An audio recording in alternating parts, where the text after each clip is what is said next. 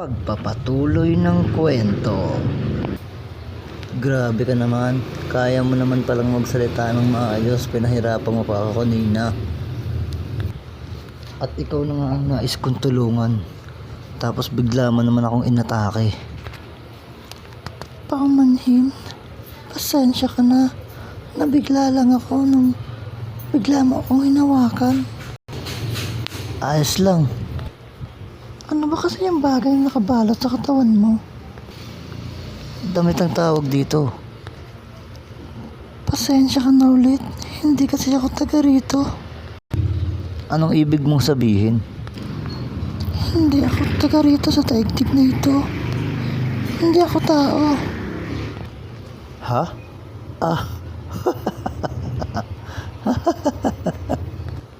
Alam kong kakaiba ka, pero yung sabihin nung isa kang taga-ibang planeta. Totoo, hindi ako nakisinungaling. Hindi ba't nakita mo akong bumagsak mula sa itaas? Oo, pero Nais mo ng katibayan? Sige, heto.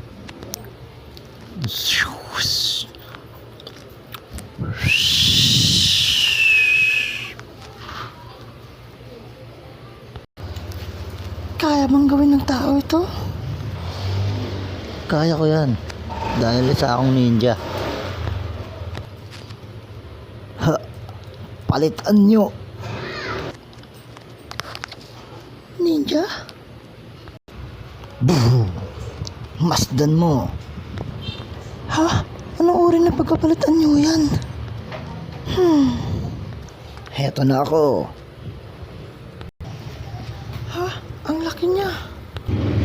Nagulat ka, no? Hindi mo inaasahang ganito akong kalaki.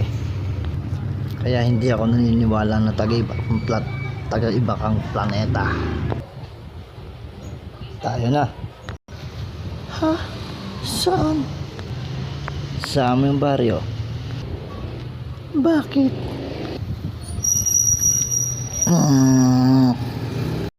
Anong bakit? Hindi ka ba nagugutom?